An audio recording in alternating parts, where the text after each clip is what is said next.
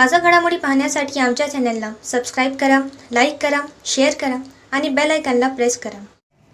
Sir, आज काय बैठक झाली, काय तुम्ही आवाहन केलं ते मुख्यमंत्री माझी लाडकी बहीण संदर्भात? मुख्यमंत्री माझी लाडकी बहीण योजना या योजनेच्या अनुषंगाने आज सकाळीच माननीय मुख्य सचिव महोदयांनी आणि माननीय सचिव महोदयांनी सविस्तर सूचना दिलेल्या आहेत. त्याच्यामध्ये बऱ्यापैकी आता बदल केलेले आहेत. यामध्ये आता ग्राम पातळीवरती ग्रामस्तरीय समिती स्थापन करण्यात आलेली असून ग्रामसेवक त्याचे संयोजक राहणारे आणि अंगणवाडी सेविका त्याचे सचिव आहे. त्यामध्ये तलाठी, ग्रामसेवक, कृषी सहाय्यक, रोजगार सेवक आणि ग्रामपंचायत ग्राम पातळीवरचे सर्व कर्मचारी त्या योजनेमध्ये आता या समितीमध्ये समाविष्ट असतील.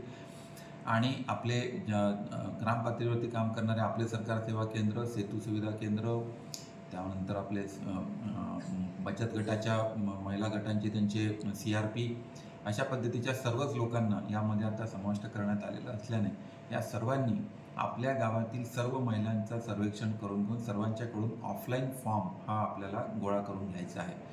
आता पोर्टलची सुविधा आपल्याकडे तात्काळ सुरू जरी झालेली नसली तरी ॲपच्या माध्यमातून OTPद्वारे आता सगळ्यांचं अपडेशनचं काम हे सुरू झालेलं आहे. तरी सर्व या ग्रामपातळीच्या समितीकडे सर्वांनी आपले ऑफलाईन फॉर्म गोळा करावे. त्या फॉर्मची एक यादी करून घेऊन ती ग्रामपातळीवरच्या तावडीवरती प्रसिद्ध करावी आणि त्याच्यामध्ये ज्या ज्या लोकांचे आक्षेप येतील त्या आक्षेपाचं निराकरण करावं आणि मग ती संपूर्ण यादी जी निर्दोष झालेली यादी आहे ती यादी आपल्याला करण्याच्यासाठी आपल्याला तयार करून ठेवावी लागेल. पोर्टलवरती अपडेट करताना माझी सर्व महिलांना विनंती राहील की आपण आपलं आधार जे काही आधार कार्ड आहे, आधार कार्डवर ज्याप्रमाणे आपलं नाव आहे त्याच पद्धतीनं आपलं नाव या अर्जामध्ये भरण्याची व्यवस्था करण्यात यावी. त्याचप्रमाणे आपलं जे अकाउंट आपलं आधारला लिंक्ड आहे, कारण सर्व जे काही अमाऊंट आहे ते अमाऊंट डायरेक्टली त्यांच्या खात्यामध्ये गोळा होणार असल्यामुळं आधारवरती आधारचा क्रमांक, मोबाईल क्रमांक आणि बँकेचं अकाउंट यामध्ये कुठल्याही पद्धतीची चूक होता कामा नये. त्यासाठी सर्वांनी आपलं आधार कार्ड आणि मोबाईल नंबर आणि बँकेच्या अकाउंटचे डिटेल्स हे व्यवस्थितरित्या त्या फॉर्मवर भरावे, जेणेकरून आपला फॉर्म हा नंतर निधी आपल्या खात्यात वळती करायला सोपं जाईल.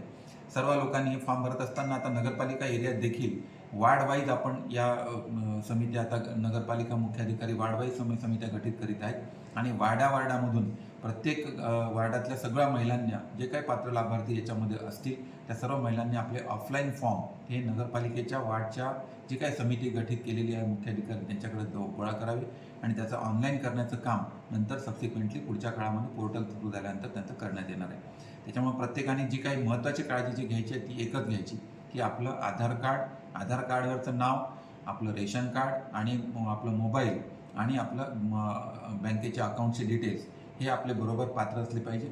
आणि कोणत्याही महिलेला, कोणत्याही कुटुंबियाच्या मधल्या कोणत्याही महिलेला 1500 रुपयापेक्षा जास्त जर आपल्या वेगळ्या योजनेमधून दरमहा आपल्याकडे निधी जात असेल तर त्या महिलांना याच्यामध्ये पात्रता मिळणार नाही.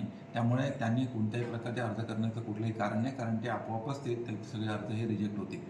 या सर्व अर्जाची छाननी ही जी आहे ती छाननीचं काम हे नंतर आपल्याकडे वार्डवाईज जेव्हा अर्ज येतील किंवा ग्रामपातळीवरती जेवढे सर्वांचे अर्ज येतील त्या अर्जाची तपासणीचं काम करून घेऊनच या सगळ्या लोकांना आपल्याला तहसीलदारांच्या लेवलवरच्या बालविकास अधिकाऱ्यांच्या लेवलवरती असलेल्या समितीमध्ये त्याची मान्यता ही होणार असल्यानं माझी जिल्ह्यातील सर्व महिलांना विनंती आहे की आपण या योजनेमधला जे काही पात्र लाभार्थी असतील त्या निश्चित पात्र असलेल्या लाभार्थ्यांनी आपला अर्ज तात्काळ आपल्या या समितीकडे सादर करावा.